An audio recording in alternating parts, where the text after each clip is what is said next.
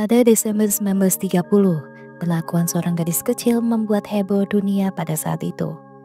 Santi Devi adalah seorang wanita dari Delhi, India yang sejak kecil mengaku memiliki kenangan kehidupan sebelumnya.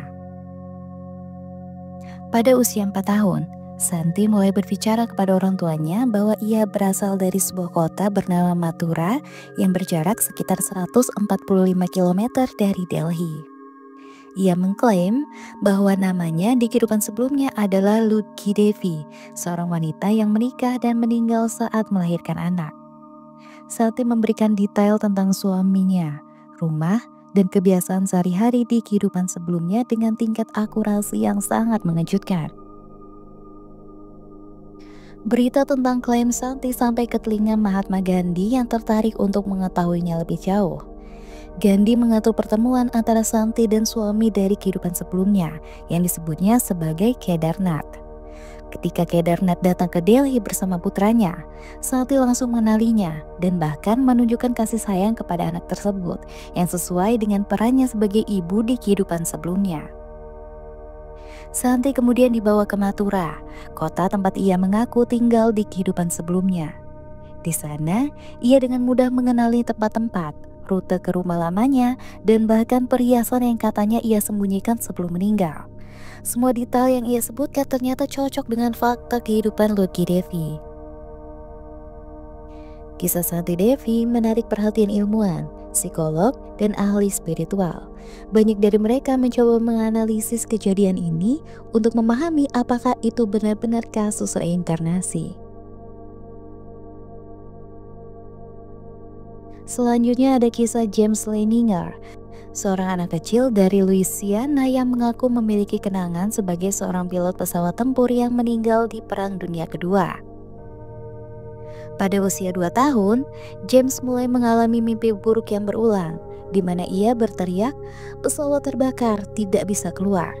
Ia menunjukkan ketertarikan luar biasa pada pesawat dan tahu detail teknis yang tidak wajar untuk anak seusianya. James memberitahu orang tuanya bahwa ia adalah seorang pilot bernama James Huston yang tewas dalam pertempuran di Iwo Jima, Jepang. Ia menyebut nama kapal induk tempatnya bertugas, yaitu Natoma Bay, dan nama teman-temannya dalam perang. Penyelidikan orang tua James menemukan bahwa pilot bernama James Huston benar-benar tewas di Iwo Jima pada tahun 1945. Detail-detail yang disebutkan James, seperti lokasi kejadian dan nama kru lainnya, terbukti sangat akurat. Awalnya orang tua James skeptis. Orang tua James akhirnya percaya bahwa anak mereka memang memiliki hubungan dengan kehidupan masa lalu tersebut. Kisah-kisah itu adalah kisah paling terkenal dari fenomena reinkarnasi. Apa itu reinkarnasi? Apakah ada bukti ilmiah yang mendukung keberadaan reinkarnasi? Bagaimana mimpi atau pengalaman déjà vu bisa berkaitan dengan kehidupan masa lalu? Lalu, apakah pengalaman reinkarnasi bisa dijelaskan melalui genetika atau memori kolektif? Bagaimana pengaruh hipnosis, regresi terhadap ingatan tentang kehidupan masa lalu? Dan yang terpenting, apakah reinkarnasi benar-benar ada?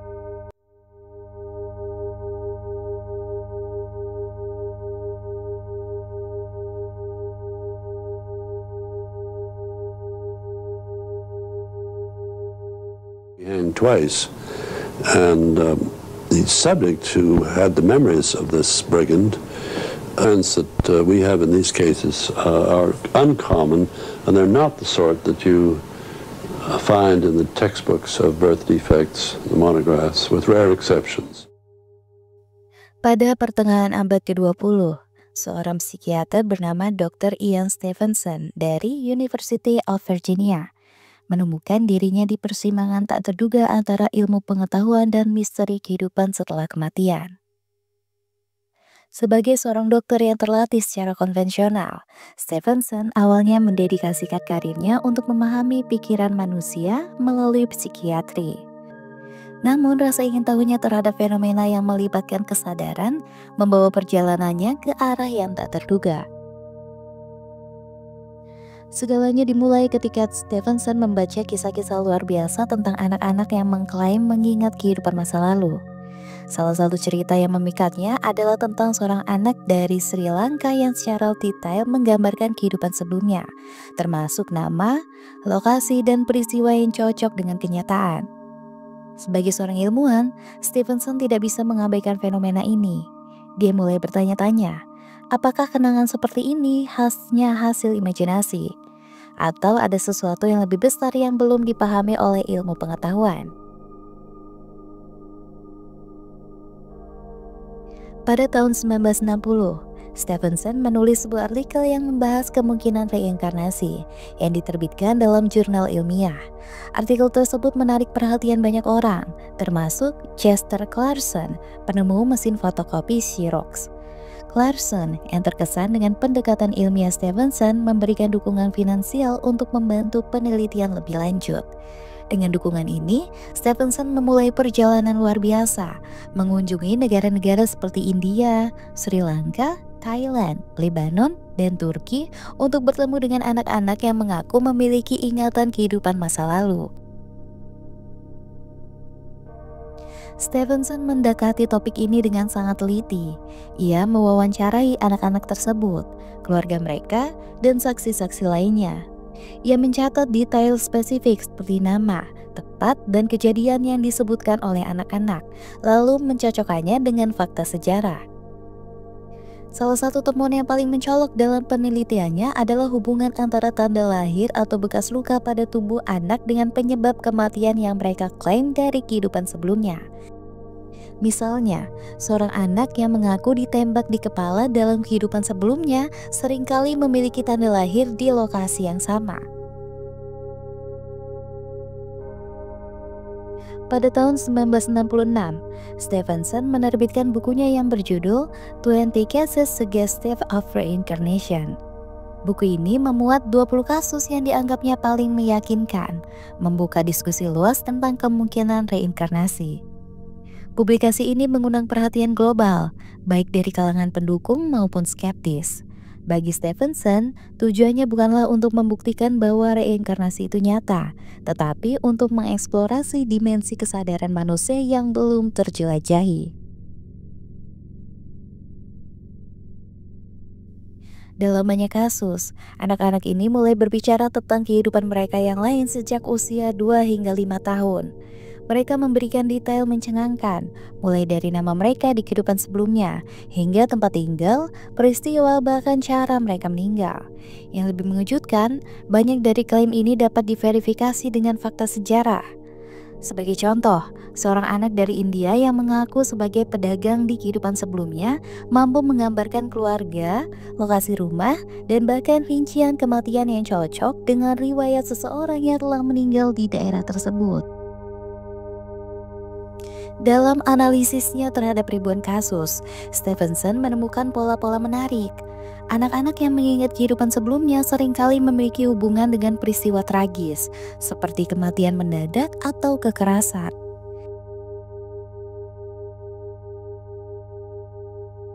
Di samping itu, fenomena ini lebih sering ditemukan di masyarakat yang mempercayai reinkarnasi, seperti India, Sri Lanka, atau Thailand.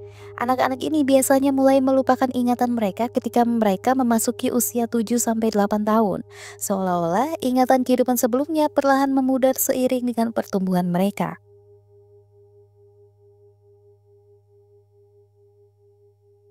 Dalam karyanya yang lain, yaitu Reincarnation and Biology, ia mengeksplorasi hubungan antara tanda lahir dengan ingatan kehidupan sebelumnya, bahkan menyertakan data otopsi untuk memperkuat argumennya. Namun, Stevenson tidak pernah mengklaim bahwa ia telah membuktikan reinkarnasi secara absolut. Ia selalu menekankan bahwa penelitian ini hanya menunjukkan bukti sugestif yang memerlukan studi lebih lanjut. Baginya, fenomena ini membuka pintu untuk memahami dimensi kesadaran manusia yang belum sepenuhnya dijelaskan oleh ilmu pengetahuan modern. Ia percaya bahwa mungkin ada sesuatu yang melampaui batas kehidupan fisik yang kita kenal. Penelitiannya diterima dengan penuh antusias oleh komunitas yang tertarik pada spiritualitas dan parapsikologi. tetapi juga menuai kritik dari kalangan skeptis. Para kritikus berpendapat bahwa hasilnya mungkin dipengaruhi oleh budaya, sugesti, atau kurangnya mekanisme ilmiah yang jelas untuk menjelaskan bagaimana reinkarnasi dapat terjadi.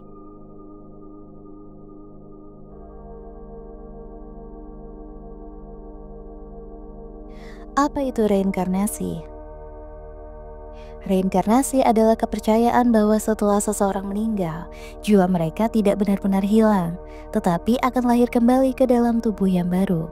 Dalam pandangan ini, kehidupan seseorang di masa sekarang bisa jadi bukan yang pertama, dan mungkin juga bukan yang terakhir. Contohnya, ada orang yang percaya bahwa jika seseorang meninggal, jiwa mereka bisa terlahir kembali sebagai bayi di keluarga lain, bahkan mungkin di tempat yang berbeda, dengan kehidupan yang sama sekali baru.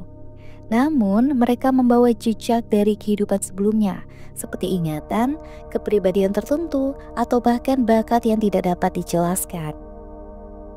Reinkarnasi sering dikaitkan dengan konsep karma, yaitu hukum sebab akibat. Orang yang melakukan perbuatan baik mungkin akan mendapatkan kehidupan berikutnya yang lebih baik, sementara tindakan buruk bisa menyebabkan pengalaman yang lebih sulit di masa depan. Bagi sebagian orang, reinkarnasi adalah cara untuk memahami kehidupan dan apa yang terjadi setelah kematian, memberikan harapan bahwa kematian bukanlah akhir, melainkan awal dari perjalanan baru.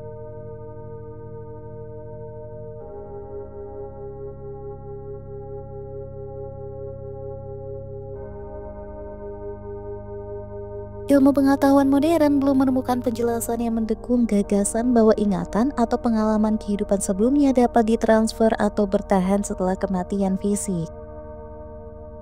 Banyak ilmuwan berpendapat bahwa fenomena ini bisa jadi lebih berkaitan dengan psikologi atau neuroscience, seperti memori palsu, di mana seseorang mengingat sesuatu yang sebenarnya tidak mereka alami, atau pengaruh lingkungan, di mana anak-anak mungkin mendengar cerita dan memasukkannya ke dalam dunia imajinasi mereka. Dalam banyak kasus, keyakinan tentang reinkarnasi seringkali berkaitan dengan budaya dan agama tertentu.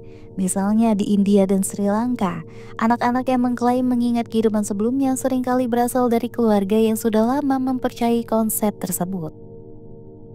Hal ini memunculkan pertanyaan, apakah ingatan mereka dapat dipengaruhi oleh sugesti budaya?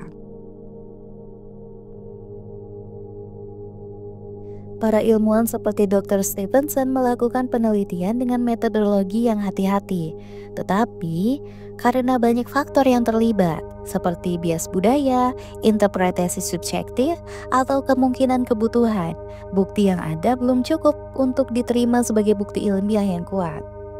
Saat ini, meskipun ada beberapa kasus yang menarik dan sulit dijelaskan, bukti ilmiah yang mendukung reinkarnasi tetap sangat terbatas. Fenomena ini lebih sering dianggap sebagai kepercayaan budaya atau fenomena psikologi.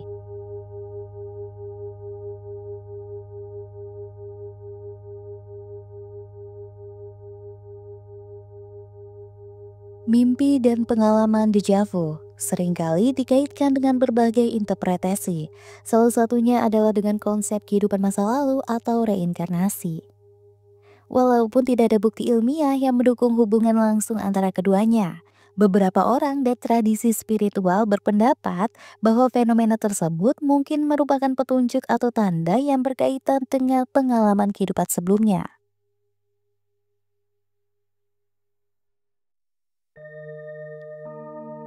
Mimpi adalah pengalaman yang sangat pribadi dan misterius, dan banyak orang percaya bahwa mimpi bisa menjadi cara bagi jiwa untuk mengakses ingatan atau pengalaman dari kehidupan sebelumnya. Ada yang berpendapat bahwa ketika seseorang bermimpi tentang tempat, orang, atau kejadian yang tidak pernah mereka alami dalam kehidupan sekarang, itu bisa jadi petunjuk bahwa mereka pernah mengalami hal-hal tersebut di kehidupan sebelumnya.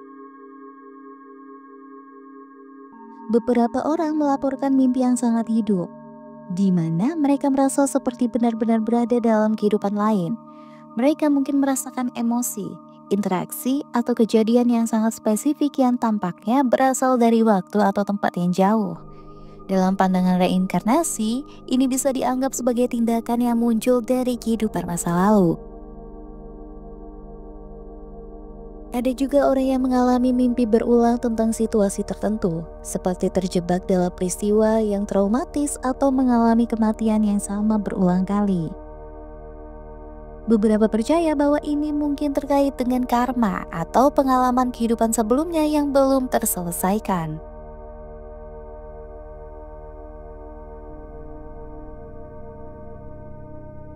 Déjà vu adalah sensasi aneh ketika kita merasa bahwa kita sudah pernah mengalami situasi atau tempat tertentu. Meskipun kita tahu bahwa itu adalah pengalaman pertama kita, beberapa orang yang mempercayai reinkarnasi mengaitkan fenomena ini dengan ingatan kehidupan masa lalu. Berpendapat bahwa déjà vu adalah memori dari peristiwa yang pernah dialami dalam kehidupan sebelumnya yang kembali muncul ke dalam kesadaran. Misalnya, seseorang mungkin mengunjungi suatu tempat untuk pertama kalinya dalam hidup mereka, tetapi mereka merasa sangat familiar dengan tempat tersebut, seolah-olah mereka pernah berada di sana sebelumnya. Dalam kerangka reinkarnasi, perasaan ini bisa dianggap sebagai kenangan dari kehidupan sebelumnya yang terbawa ke dalam kehidupan sekarang. Terkadang seseorang mungkin merasa déjà vu saat bertemu dengan orang tertentu atau berada dalam situasi yang sangat spesifik. Beberapa orang percaya pada reinkarnasi, menganggap ini sebagai indikasi bahwa mereka mungkin memiliki hubungan atau pengalaman bersama orang tersebut di kehidupan sebelumnya.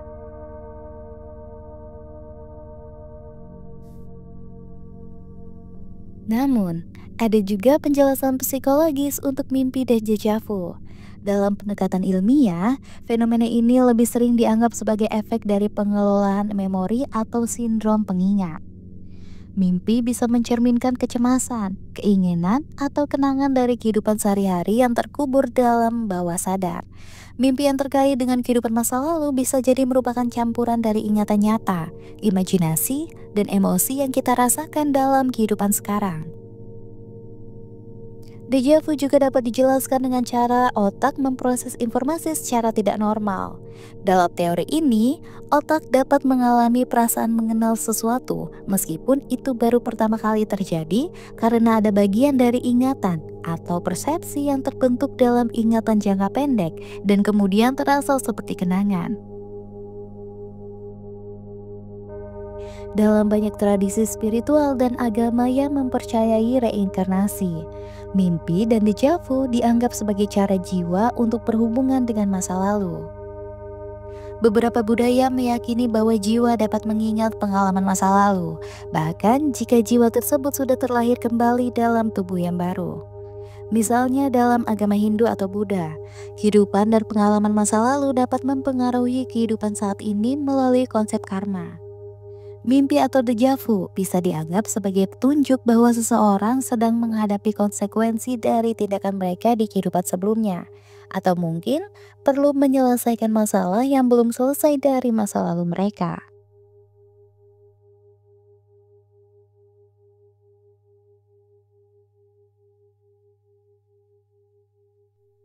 Teori bahwa pengalaman reinkarnasi mungkin memiliki dasar genetika berfokus pada gagasan bahwa informasi tertentu dapat diwariskan melalui DNA.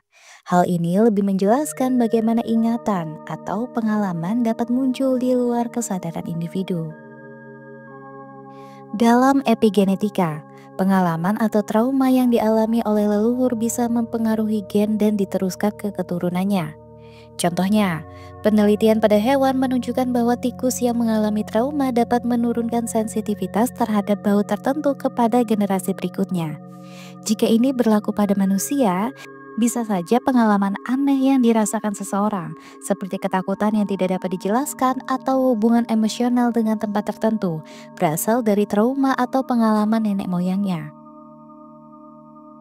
Ada spekulasi bahwa beberapa aspek dari memori atau pengalaman nenek moyang dapat diwariskan melalui gen. Ini tidak berarti ingatan spesifik dapat diteruskan, tetapi kecenderungan tertentu, seperti ketertarikan terhadap budaya tertentu atau tempat, bisa jadi hasil dari warisan genetik. Konsep memori kolektif berakar pada gagasan bahwa pengalaman, pengetahuan, atau ingatan tertentu dimiliki bersama oleh manusia sebagai spesies. Konsep ini sering dikaitkan dengan pemikiran Carl Jung dan teori tentang ketidaksadaran kolektif. Jung berpendapat bahwa umat manusia berbagi reservoir bawah sadar yang berisi archetype, simbol, dan pengalaman universal. Dalam konteks reinkarnasi, seseorang mungkin tidak benar-benar mengingat kehidupan sebelumnya, tetapi lebih mengakses simbol atau ingatan kolektif yang dimiliki manusia.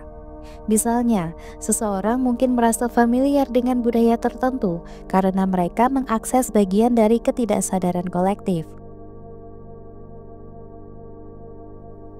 Sheldrake mengemukakan teori resonansi morfik, di mana pola atau informasi dari masa lalu terus mempengaruhi organisme di masa depan melalui medan morfik. Dalam konteks reinkarnasi, ini bisa berarti bahwa ingatan atau pengalaman tertentu dapat dipelajari kembali oleh orang lain melalui resonansi dengan pengalaman sebelumnya. Banyak pengalaman yang dianggap sebagai ingatan kehidupan sebelumnya dapat dijelaskan melalui keterhubungan budaya. Sebagai contoh, jika seseorang memiliki ketertarikan mendalam pada budaya tertentu, itu mungkin karena eksposur tidak langsung melalui cerita, seni, atau sejarah yang secara tidak sadar membentuk persepsi mereka. Meskipun teori genetika dan memori kolektif menarik, keduanya memiliki keterbatasan dalam menjelaskan pengalaman reinkarnasi secara lengkap. Kasus-kasus di mana seseorang mengingat detail spesifik seperti nama, peristiwa, atau lokasi dari kehidupan sebelumnya sulit dijelaskan melalui genetika atau memori kolektif.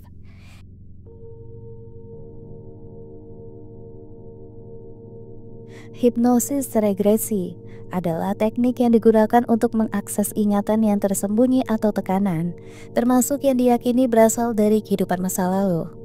Dalam seni hipnosis regresi, seseorang dibimbing ke dalam keadaan relaksasi yang mendalam, di mana mereka dapat mengakses pengalaman atau ingatan yang tidak mereka sadari dalam kehidupan sehari-hari. Dalam hipnosis regresi, seseorang terapis membawa klien ke dalam trance atau keadaan pikiran yang sangat santai sehingga fokus mereka terpusat pada pikiran bawah sadar. Terapis kemudian meminta klien untuk kembali ke masa lalu, baik dalam kehidupan sekarang maupun kehidupan yang mereka anggap sebelumnya. Hipnosis memungkinkan seseorang menjelajahi pikiran bawah sadar mereka yang mungkin menyimpan informasi yang tidak secara sadar mereka ingat. Pikiran dalam keadaan hipnosis cenderung lebih imajinatif dan terbuka, memungkinkan orang untuk mengalami gambaran atau cerita yang terasa sangat nyata. Beberapa orang menjalani hipnosis regresi melaporkan ingatan yang mereka yakini berasal dari kehidupan sebelumnya. Contohnya, mengingat nama, tempat, atau peristiwa spesifik yang tidak pernah mereka pelajari atau alami dalam kehidupan sekarang. Mengalami emosi yang intens seperti rasa takut, cinta, atau kehilangan yang terasa berhubungan dengan ingatan tersebut. Merasa terhubung dengan budaya, era sejarah, atau profesi tertentu yang sesuai dengan ingatan mereka. Bagi mereka yang percaya pada reinkarnasi, pengalaman ini dianggap sebagai bukti dari ingatan kehidupan masa lalu. Banyak psikologi dan ilmuwan skeptis terhadap klaim bahwa hipnosis regresi benar-benar mengungkapkan kehidupan masa lalu. Mereka juga memberikan beberapa penjelasan alternatif. Dalam keadaan hipnosis, seseorang cenderung sangat sugestif. Terapis yang secara tidak sengaja atau sengaja memberikan sugesti dapat mendorong klien untuk menghasilkan cerita yang sebenarnya tidak nyata. Pikiran bawah sadar mungkin mengisi kekosongan dengan imajinasi atau fragmen ingatan dari buku, film, atau cerita yang pernah didengar. Dalam keadaan trance, pikiran cenderung lebih kreatif dan dapat membangun cerita yang kompleks berdasarkan harapan, keinginan, atau imajinasi individu.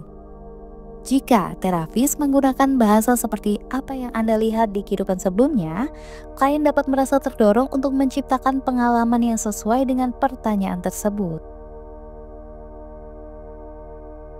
Terlepas dari keakuratan ingatan kehidupan masa lalu, hipnosis regresi seringkali berdampak signifikan pada emosi dan pengalaman psikologis seseorang.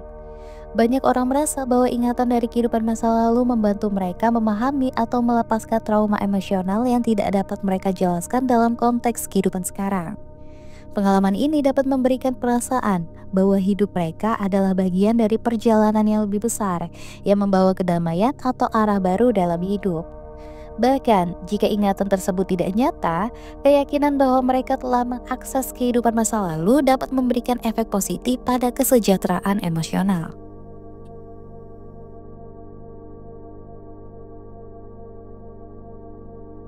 Lalu, apakah reinkarnasi benar-benar ada?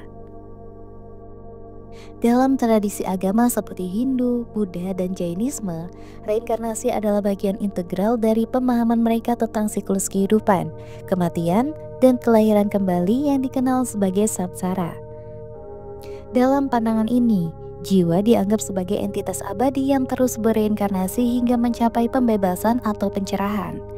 Bagi mereka yang menganut kepercayaan ini, reinkarnasi bukan hanya teori, tetapi sebuah kenyataan spiritual yang menjadi landasan kehidupan mereka. Di sisi lain, ilmu pengetahuan dengan pendekatan empirisnya memiliki pandangan yang berbeda. Hingga saat ini, belum ada bukti ilmiah yang dapat diverifikasi untuk mendukung klaim tentang reinkarnasi. Penelitian seperti yang dilakukan oleh Dr. Ian Stevenson telah menghasilkan dokumentasi menarik tentang anak-anak yang mengaku memiliki ingatan kehidupan masa lalu. Beberapa dari mereka mampu memberikan detail yang akurat tentang orang, tempat, dan peristiwa yang tidak mungkin mereka ketahui dalam kehidupan sekarang. Meskipun penelitian ini mengundang perhatian, komunitas ilmiah tetap skeptis. Dengan beberapa ahli menyatakan bahwa ingatan tersebut bisa saja hasil dari pengaruh lingkungan, memori palsu, atau sugesti. Di luar bukti empiris, ada pula pengalaman pribadi yang sulit dijelaskan secara ilmiah. Fenomena seperti mimpi tentang kehidupan yang terasa asing namun nyata, sensasi deja vu, atau hubungan emosional yang mendalam dengan berbagai tempat tertentu seringkali diinterpretasikan sebagai tanda-tanda dari kehidupan sebelumnya. Bagi mereka yang mengalaminya, pengalaman ini memiliki makna mendalam yang mendukung keyakinan pada reinkarnasi. Namun, skeptisisme tetap ada. Beberapa pakar psikologi dan neuroscience menjelaskan fenomena ini melalui kerja otak manusia. Misalnya, deja vu mungkin terjadi karena gangguan kecil dalam pemrosesan memori. Sementara mimpi dan visi bisa jadi hasil dari pikiran kreatif atau bawah sadar yang mencoba memproses informasi sehari-hari. Dalam pendekatan ini, pengalaman yang dianggap sebagai bukti reinkarnasi dapat dijelaskan tanpa melibatkan konsep kehidupan masa lalu. Dari sudut pandang filosofis, reinkarnasi menawarkan jawaban atas pertanyaan mendalam tentang keberadaan dan makna hidup. Konsep ini memberikan pandangan bahwa hidup tidak berakhir dengan kematian, melainkan berlanjut dalam bentuk lain. Hal ini memberi penghiburan bagi banyak orang, terutama mereka yang menghadapi kehilangan atau mencari tujuan hidup. Ketidakadaan bukti ilmiah yang kuat membuat keberadaan reinkarnasi tetap menjadi misteri. Bagi mereka yang percaya, bukti tidak selalu diperlukan karena keyakinan pada reinkarnasi seringkali bersifat pribadi dan spiritual. Di sisi lain, skeptis tetap menunggu penjelasan yang lebih konkret sebelum menerima konsep ini sebagai kenyataan. Akhirnya, apakah reinkarnasi benar-benar ada? Jawaban atas pertanyaan ini mungkin tergantung pada cara pandang masing-masing individu. Bagi sebagian orang, reinkarnasi adalah keberadaan yang memberikan makna pada kehidupan. Namun bagi yang lain, itu adalah mitos yang belum terbukti.